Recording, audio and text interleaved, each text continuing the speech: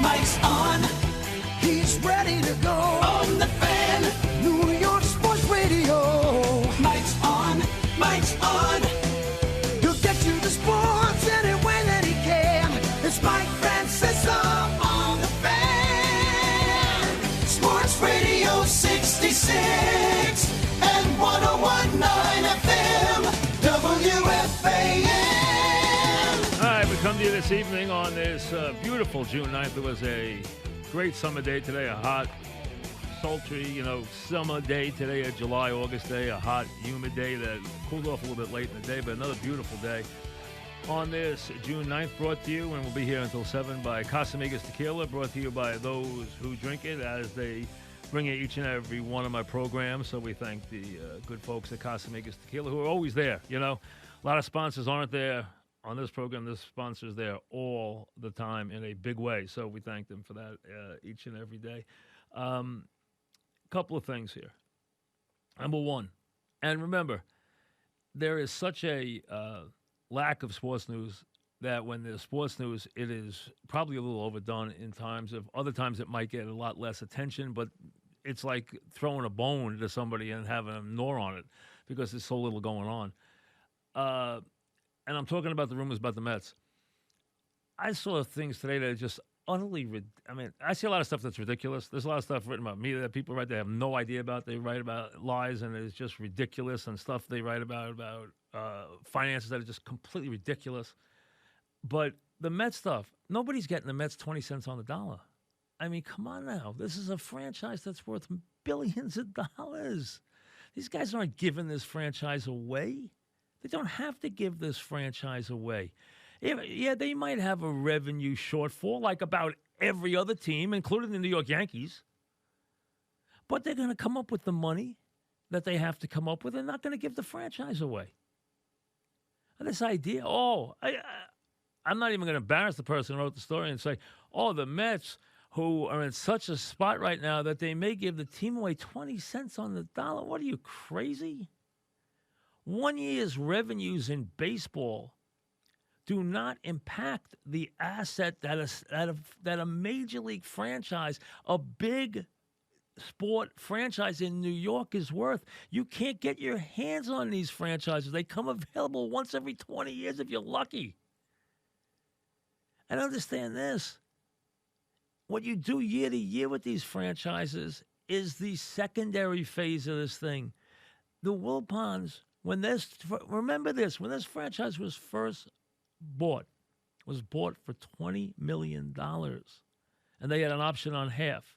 When they bought the other half of the franchise, and there was a dispute, they had to get an arbitrator to come up with it. They had to come up with, if I remember right, about $250 million for their other half. Maybe it was $230. The point is, this franchise, those dollars, $20 million, 21 and change when it was first sold, $230 to $250 million when the deal was to take over the entire franchise. The franchise is now worth somewhere between $2.6 and $2.8 billion. How do you think? How about if I give you an investment over the next 30 years where you can keep it and you can make 10 times or more on your money? I mean, come on. It's ridiculous what people talk about with this franchise. This franchise is going to cost billions of dollars for somebody to buy. And it should. It's a New York baseball team. In an era where franchises are a license to print money. And will be again. They're not at this moment. All these teams are going to lose money this year. Every team in sport is going to lose money this year. Sports is going to lose a lot of money. Networks are going to take hits. TV networks, radio networks, broadcast networks, anybody doing deals in any part of sports this year is going to take a hit. You see already. You see people laying off people already. You've seen it in every walk of sports life. You know how much money has been lost in sports already this year? You've shut sports down now for 3 straight months. Down to 0. You shut anything down for 3 months, you're going to hurt it. They're not going to have fans in their buildings this year. Yes, they're going to take a short-term hit. Everybody is. But in 2 years, it'll be gone. It'll be forgotten. And will they sell the team in that time period? Yes, I think they will. Will there be people to buy the team? Yeah, there'll be more than one. After Stevie Cohen, I heard, there won't be anybody else who comes and buys the team. There's been 2 other significant buyers, and I'm not counting A-Rod and J-Lo, who, again, need a big person to be part of the deal. You see, the players don't have this. The Wall Street guys have this kind of money. Players don't have this kind of money. We've talked about that before. But the idea that somebody's going to buy the Mets 20 cents on the dollar, come on, it's utterly ridiculous. Utterly ridiculous. If you were selling that franchise for a flat $2 billion, you'd have people running to buy it. You're not buying it for that price. You're going to pay more than that for it. And it's worth it. You'll make good. You will do well. The person who buys that franchise, and now it's more of, there's a better chance they'll own more than one franchise than just one franchise, because that's really the way it works now. You have these groups putting together packages of teams that include soccer teams and include teams in other sports. It's much more that way now than in the past. And there are a couple of leagues which would rather you don't own a whole bunch of teams. But even that's gone away now. What they want is real big players. That's what they want. They want solvent ownership. And now you're in a world where you're into new revenue streams that haven't even been tapped yet. Do you know what the sports gambling revenue stream is going to produce in sports in the next 10 years? Countless billions of dollars. Not millions, billions. Once they figure out how to run it, how to really run it and bring it to the public, get through all the different things and legislations in different states and how things are done. Once they get to bring it into your stadium, and they will, you'll eventually have kiosks in your stadium where you'll be able to bet. I think there'll eventually be a time, and it'll probably only be in the expensive seats early, but eventually it'll be everywhere, where you'll be able to bet during the game. The day's coming. You'll be able to bet a batter at a batter. That day's coming. It's not that far away. In-game betting now is very, very popular and very prevalent. You can do it from home now all the time. You can bet now on a big NFL, nationally televised NFL game. You can bet on every score change, and you can bet on every major commercial break. You can make a wager on the game that could be a different wager than the wager you made 20 minutes before. And that's just the tip of the iceberg. Not to mention what's going to happen when on your mobile phone, where you can just basically stream into any game you want to watch at any time, as long as you're willing to pay for it or buy the overall package. It's coming. The revenue streams are boundless. Franchises are going to be very, very coveted. They already are, but they're going to be even more coveted assets than they've been.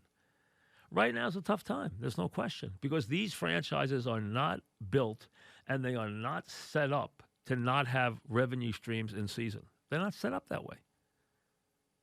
Payments that they expect to be made haven't been made.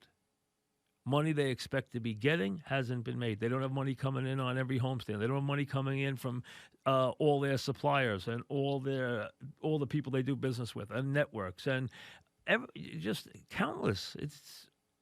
It's an endless stream, but it's the same for everybody. And that will lead to shortfall, and that will lead to revenue crunch on certain people, absolutely.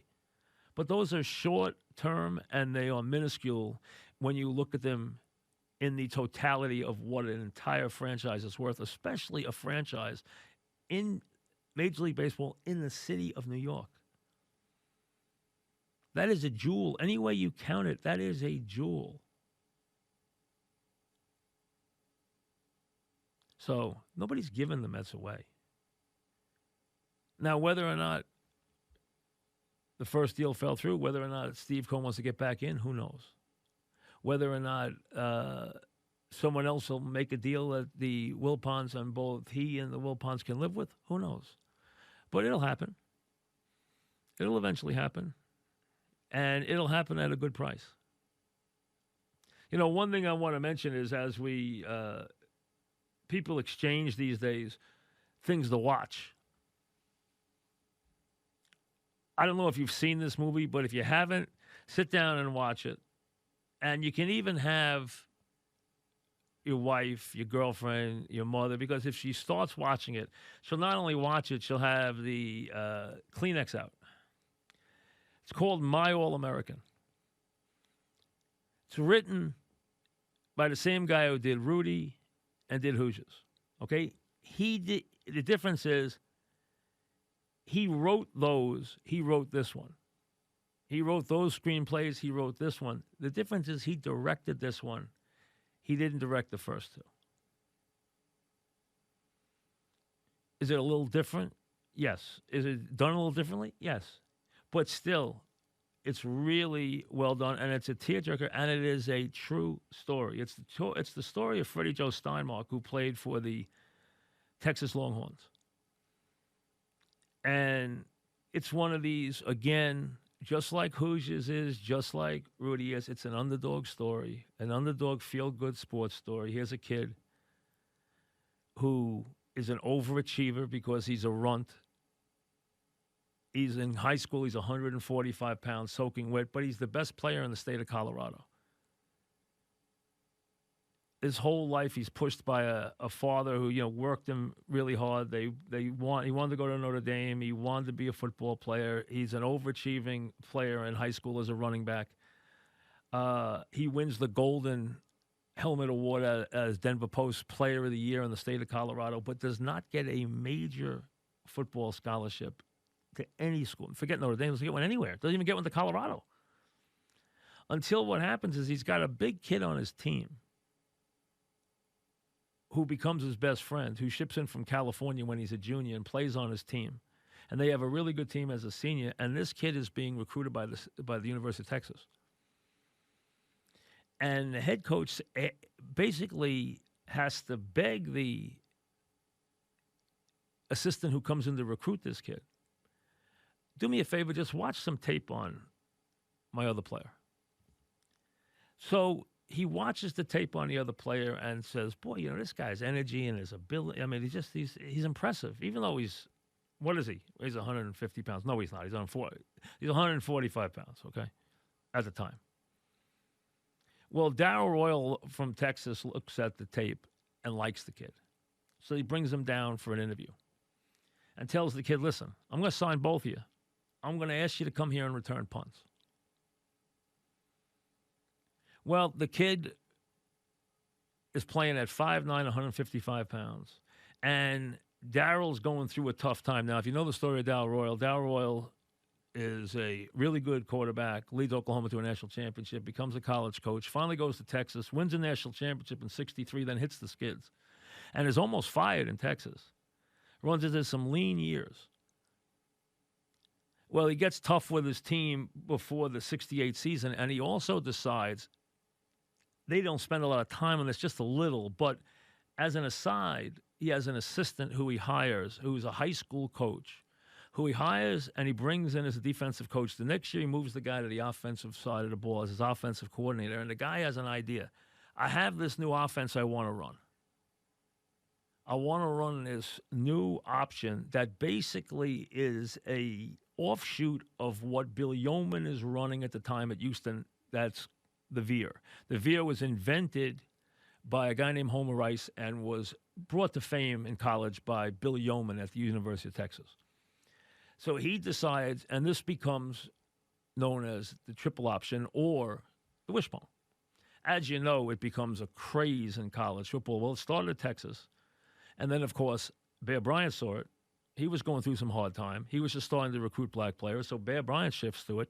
Oklahoma shifts to it. And all of a sudden, basically, most of the country's running it, where they have really good athletes. So, but he's running it first. So Texas starts running a wishbone.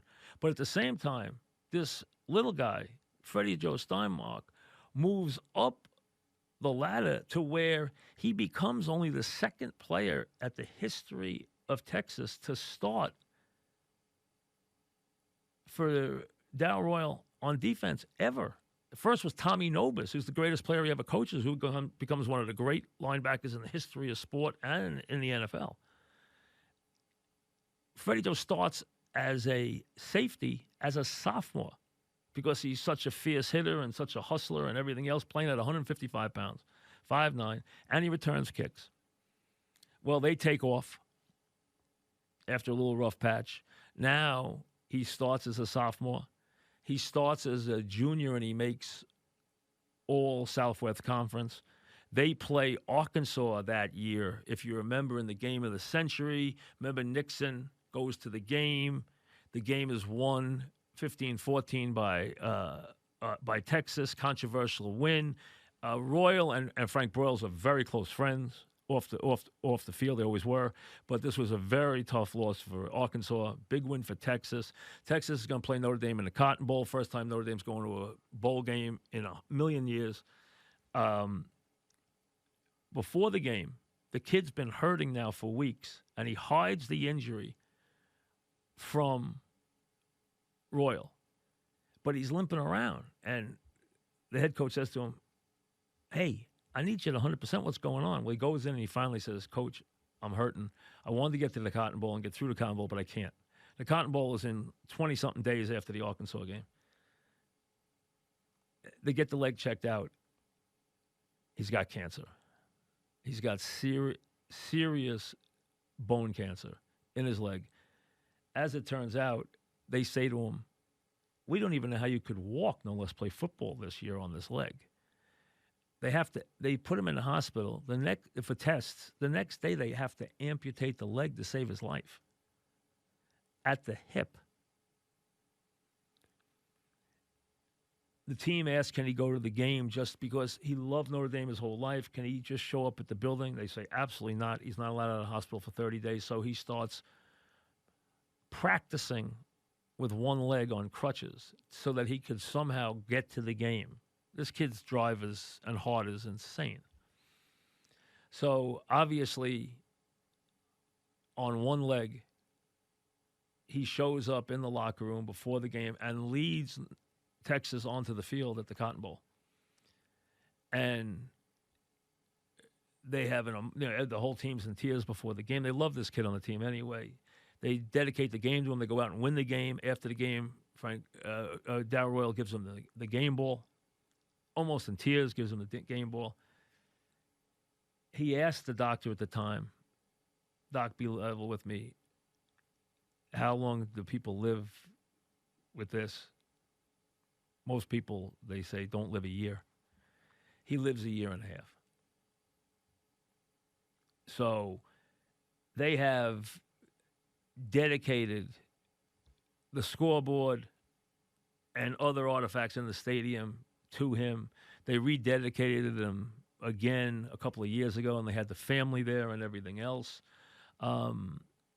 It's a really one of these, tug at the heartstrings, and it's a legitimately true story. I mean, the whole story is a true story. They didn't have to exaggerate. All this stuff about this guy is true. He did do this stuff. All happens. He only lived. He died in 1971. He played in 68 and 69. He died in 71. He died before he could even marry his high school sweetheart who was with him at Texas all those years. She stayed with him. They were going to get married. Right when they're about to go exchange their vows, he gets sick and they have to call the wedding off. They never get married. And as a matter of fact, his girlfriend's daughter plays a role in the movie, plays the nurse. The girlfriend eventually got married, had a daughter. The daughter's actually in the movie because the woman served as a consultant on the movie. So, in essence, how it starts is in the beginning of the movie, a female reporter goes up to Dow Royal late in his life and says, "Coach, you had 30 All-America players. Which one had the most meaning to you?" And he said, Freddie Joe Steinmark, and she said, you don't have an All-American name. She goes, no, but he was my All-American, which is where the title comes from. And then that's the whole thing of the movie. You see, Royal as a young man, Royal as an old man. Really typical if you've liked Hoosiers, if you've liked Rudy, and both those obviously became sports classics. This movie, like I said, David Anspach directed those. Angelo directed this, who wrote the screenplay for those and wrote the screenplay for this one, actually directed this one. So you might not like the way he shot it as much as the way they shot the other two. You might not like the editing. You might not like the way he directed it as much, but the story is still a wonderful one. I watched it with my wife, and she was hysterical watching the movie. So it's really one of those, wow, this is unbelievable sports stories, which is true. And, now and it's on Amazon. Now there's such tremendous demand, especially in the time of the virus and everybody being home. But with streaming being such a cutthroat business right now, and the need for content so dramatic, they are producing these movies at lightning clips right now, as fast as they can possibly churn them out. Whether it's Hulu, whether it's Disney, whether it's Amazon, whether it's Netflix, go down the line. They all are, and there's others too. HBO has a special service now. They're all trying to produce content at incredible rates, and that's good for the viewer. And right now, people are home watching these things at record clips and always looking for something to watch. So check out My All-American. Again, another one of these classic and true stories. It's funny. When I saw Rudy, and Rudy came in when he was doing his first tour, and Dog and I didn't give him the right time. We were like, get out of here. We don't want to see this movie. It's a true story. And it turned out I've watched the movie 100 times since then.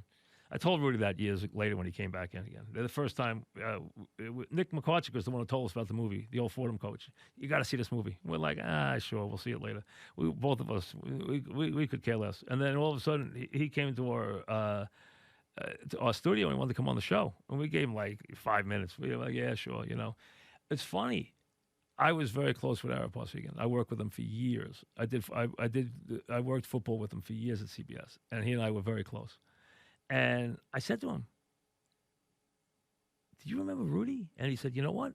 When they made this movie, I couldn't remember him." So it shows you how some of it you wonder about, because Ara said, I didn't remember him. So just to show you, sometimes, you realize some of that stuff is maybe not as poignant as it's made out to be. But this guy, he was a real player. This guy became All Southwest Conference. He started as a sophomore.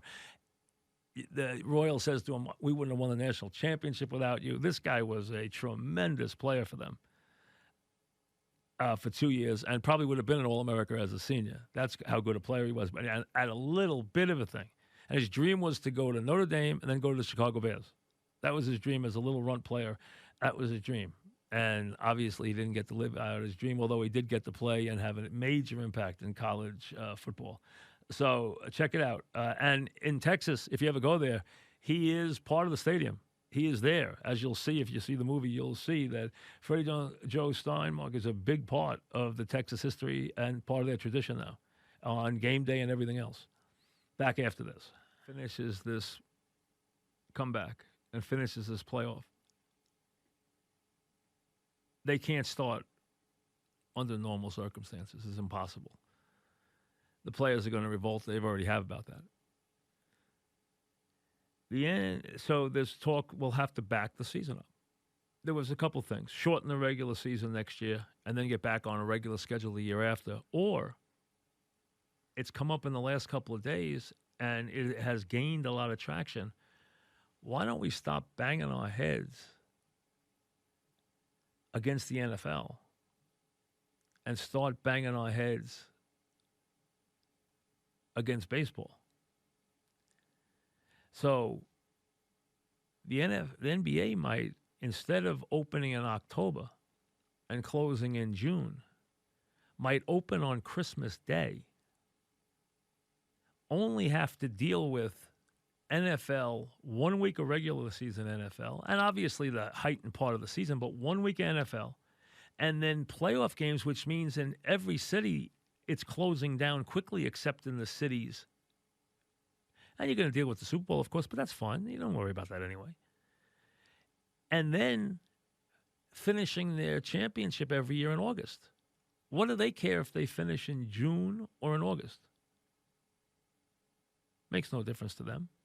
They finish in the searing heat anyway, but instead of dealing with the NFL, the mighty NFL, which owns so much of television, draws so much of the TV dollars, and so much of the TV wattage and ratings, instead of dealing with it for October, some of October, all of November, all of December, all of January into February, how about we start Christmas Day, come out of the box Christmas Day to open the season, and then we play very little against the NFL, and we'll play against a summertime where there's nothing else after us. We'll be in the playoffs where there's just baseball games. There's even time off in July for baseball games, just regular season baseball games, and we'll run our playoffs into August. You know what? If I'm an owner and I'm sitting there, it makes plenty of sense to me. It actually is a very smart idea. Get away from the NFL. Get away from that time where it's not just NFL. It's also college football games, the college football playoff, which in the years to come could get bigger and does very well and draws a lot of money away. All that stuff with that, all the stuff that goes on with college football in January, get rid of that too. Just you're dealing with very little of it. You're not dealing with any more of the regular season. You're not dealing with all the college football of November and whatever goes on in December, all the hype. Instead, you're dealing with a very little part of college football, 2 weeks, a couple of games. So you get rid of that too. It's a much less challenging part of the year. And I think it works. I think it's actually something they've talked about now. They haven't dismissed it. They could try it next year, and if it goes as well as they think that it does, they could go permanent with it. So next year, I think, look for them to start around Christmas Day. And if the players balk at that, it couldn't even be New Year's Day or a couple of days later. I don't mean New Year's Day itself. That's obviously college footballs. But I'm talking about right around there. But most likely Christmas Day, because there's nothing else there. They've always owned Christmas Day. At least have some teams ready to play on Christmas Day. Even if the bulk of your season doesn't start for 3 or 4 more days after that, have your showcase teams ready to go on Christmas Day. And then move your season later. You know what? It really does make a lot of sense. And out of a crazy time, you come up with a schedule that works a lot better, and you're fighting against a lot easier schedule. And a lot of times, at that time, they're looking for places to put TV sports dollars. Those can go to the NBA, especially the NBA playoffs, when there's nowhere to put them.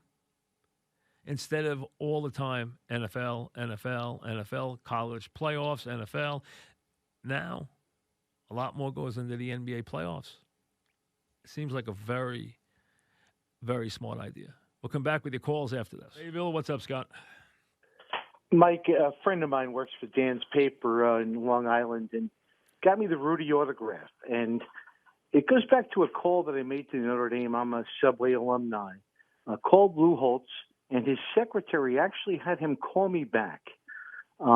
This goes back to 1989 or so. What a humble guy. 20 minutes on the phone. Actually had to cut him off. Had to go back to work. He had nothing to do with Rudy, Lou Holtz. No. Rudy, I know, goes back to Dan Devine and so forth. But the whole Aaron, Notre Dame thing and the whole beauty behind it, I guess, is here's what happened.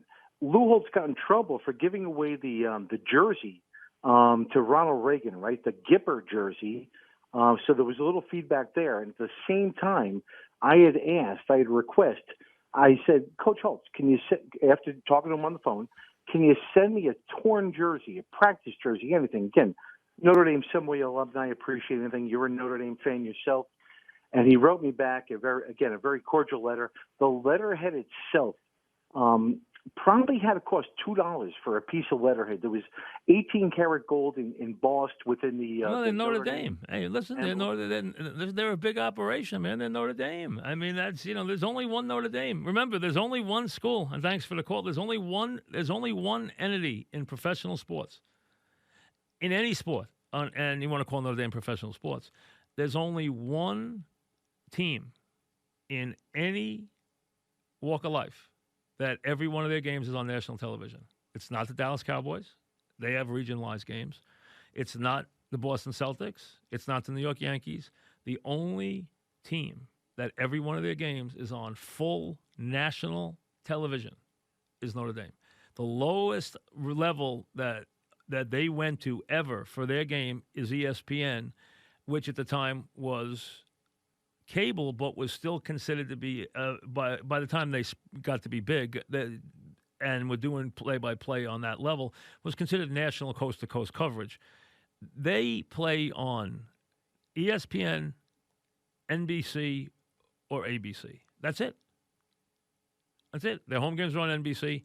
ABC grabs almost every one of their games as a visitor. The other ones go to Notre Dame. So they're the only team in any sport, in no sport, no team, nobody has that coverage. Remember, in NFL, not every game is seen coast to coast. Now, the closest thing would be the Dallas Cowboys, where I bet you when they do the maps, and the map means how much of the country is going to see a given game, there's so many people that want the Dallas Cowboy game. I bet you that if you ask CBS, Dallas Cowboy games never go to less than 60% of the country. It might even be higher than that, because there's the affiliates that don't have a team get to choose what they want, and often they'll choose the Dallas Cowboys. So they're on more than anybody else, but they still are not on to the entire country every single week. The only team that is, and this has been true forever,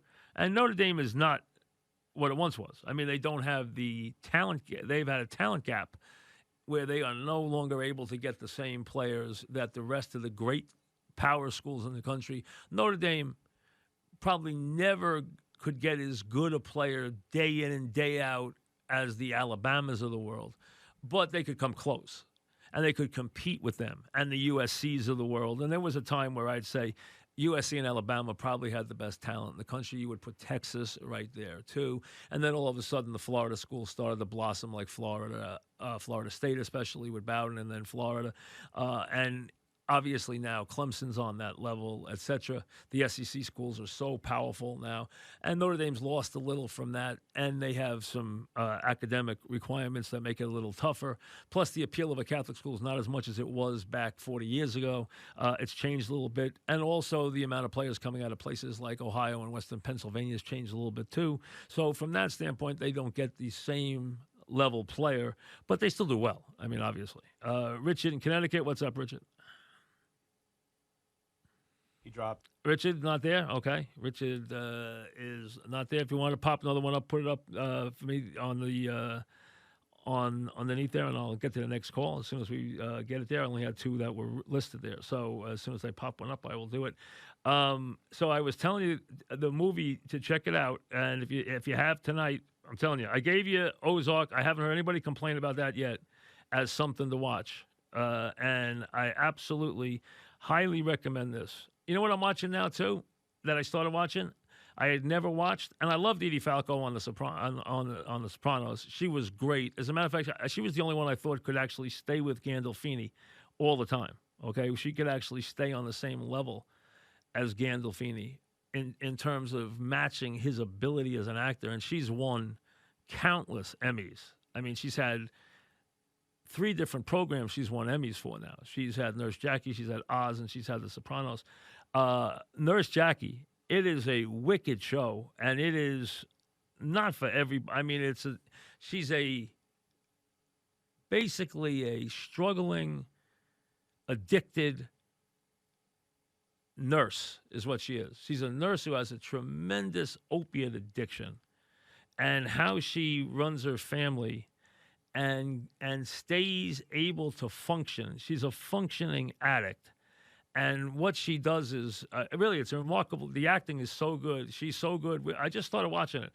It's really good. All right, Dylan in Suffering. What's up, Dylan? Hi, I have two questions for you. Yeah, go ahead. The first one is, do you think there'll be an MLB season? I still think there will be, but I'll tell you this. You're running out of – you got about a week. In about a week, it's going to start to turn to be very doubtful. I still think right now there will be a season, yes. All right, and then also, have you seen online the video of you taking the cheesecake from the Cheesecake Factory? I'll hang up and listen. I don't know anything about that. Sorry. There's a lot of those animated videos of me. I've never seen me taking the cheese. Sorry about that one. There's a lot of them, though. There's these Micamations. There's all kinds of – listen, that's what happens. When you've been doing this that long, there's a lot of animation of you on the internet. I don't watch it. I'm sorry. I'm not the audience for it, and I've never seen it. Sorry. And I've only been in the Cheesecake Factory once in my life. So, and I don't think I ate cheesecake that day when I was there, but I actually was only in one once in my life, and that was many years ago when the kids were really small. Ryan in Bronxville, what's up, Ryan? Hey, Mike, thanks for taking my call. Yeah. I wanted to make a comment on your commentary about the NBA season, but can I just say something about Rudy real quick? Is that I think my favorite part of that movie is just showing the hard work when he goes to the local school and gets the grades to get into Notre Dame. When he opens that letter, I think it's just as as emotional as when he's getting carried off. It's a great movie. It's a great movie. It really is. And Jon Favreau, who's gone on to have a great career. I mean, as a director, he's become a big player. I mean, he really has. And the movie is wonderful. It really is. Listen, did they stretch things a little bit? Yeah, so what? I mean, they took a little license. So, you know what? It made for a good movie. This, I gather, what I could find out about Freddie Joe Steinmark is this is pretty much how it happened. It was really not much of a stretch, from what I understand. And he was a really good player. He wasn't wasn't all America, but he was an all Southwest Conference player. And he started as a sophomore. And at Texas, starting as a sophomore was unheard of. Texas had started the year with 200 players, ran 100 off, and had 100 players. Being a sophomore starter there was virtually impossible. Okay, and he was a sophomore starter as a little bit of a runt at safety. John and Hazlitt, what's up, John? Hey, Mike, how you doing? Good. What's happening? So, just something, a little idea that might throw a wrench in the works for a later NBA season going into August. A lot of these guys have kids, school-age kids. Summer's the time for them to no traveling, no practices, no games to do something with their families. I wonder if there'll be any pushback. I don't think so. I don't think. I hate to tell you, I don't think that'll be a consideration. You know what? Yeah. They'll worry about that. They'll be home when they're in school, going to school in September. You know what? They'll be finished probably by early August anyway. They'll still have August into September. I don't think that will be it. I'll tell you. I can't find a drawback for it. It makes plenty of sense to get them away from the NFL. Really makes a lot of sense, and have them open on Christmas Day. Early August?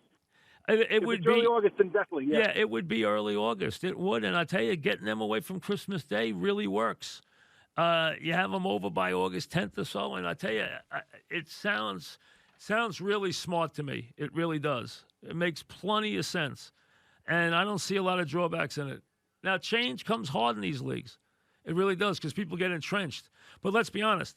For a lot of fans, they don't watch the NBA, if they watch it at all, until football's over. Yeah. And for others, the first time they watch it, and thanks for the call, is Christmas Day for a lot of them. Even though it starts in October, the first time they really watch it, not for the diehards. The diehards are going to watch that sport. Listen, the diehards are going to watch their sport always. You're not talking about cultivating the diehards when you're talking about these national sports. You're talking about the marginal, peripheral viewer. Your diehard is there. Your diehard is there in every sport. You don't worry about him. You don't have to. You can't run him off. He's there. You're worried about the other people. Eli in Long Island. What's up, Eli? Hey, Mike. How's it going? Good. What's up? 2 points. Two questions.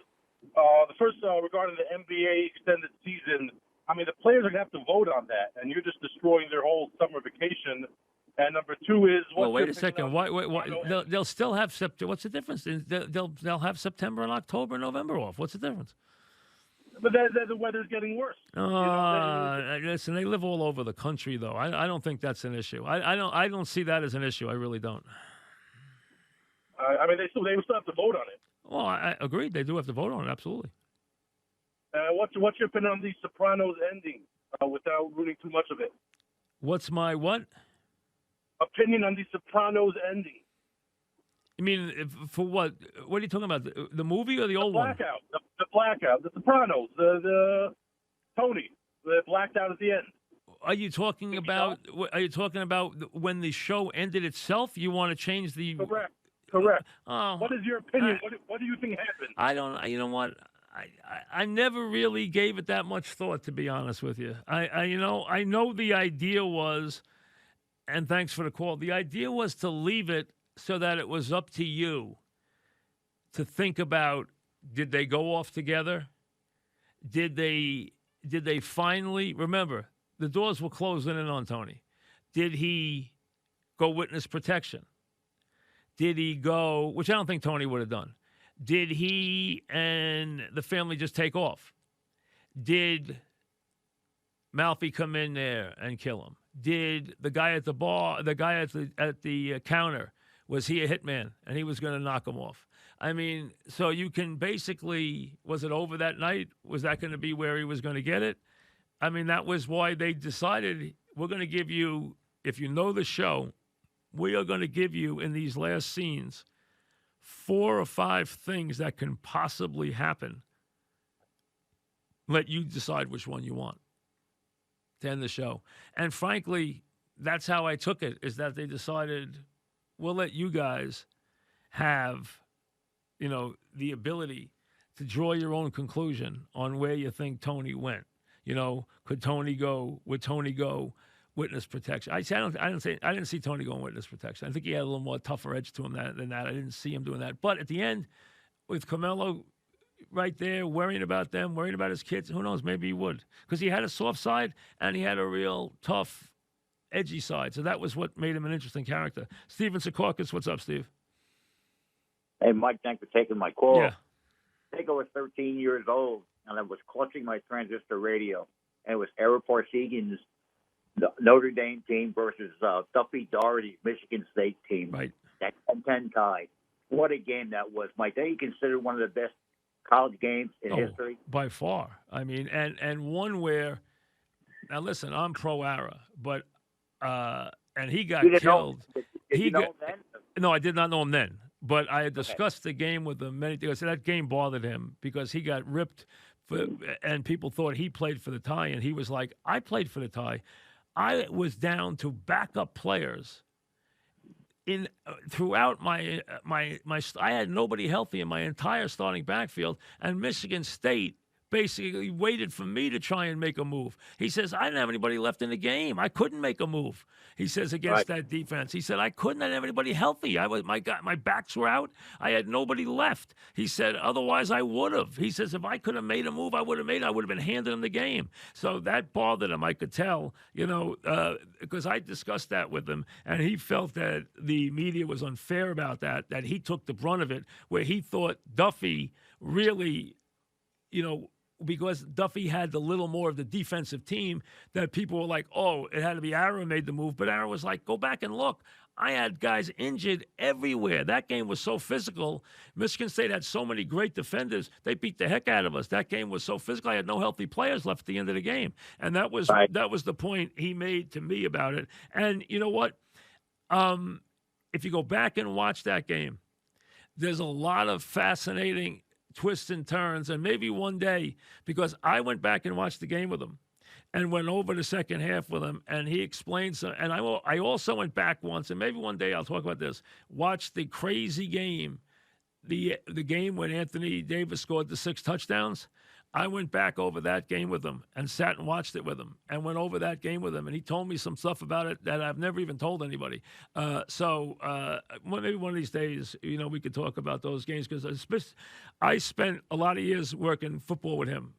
He and Brent were the play-by-play and the analyst, and I would travel with them. And then he came in the studio, and Pat Hayden went out to do the games, and I spent about 4 or 5 more years in the studio with him and Jim Nantz every week. So he and I became very close. So we used to talk a lot of football because he'd come into town on Thursday night or Friday morning, and we'd have a couple of days where we would just prepare to do the football show and talk a lot. So, we went over a lot of stuff through the years. Great football mind. You know what he told me? The finest football coach of all time. Hands down. And remember, he was one of the greatest football minds of all time. He ran 95 plays, which is the highest number ever run for a college team in history in 1 year. Had the most efficient offense of all time. Was 95-17 at Notre Dame, winning 3 national championships. He said the greatest coach of all time, the man he learned more football from than anybody ever, was Paul Brown. And he played for Paul Brown. And he said Paul Brown was the greatest football mind that ever lived. And a lot of people, Belichick says that. A lot of people say it. Ara played for him. And Ara said, I learned more from Paul Brown than and Ara was coached by Woody Hayes. He said that Paul Brown was the most gifted football mind of all time. We'll see you tomorrow. Casamigos Tequila, brought to you by those who drink it, are always there for us and sponsors the program.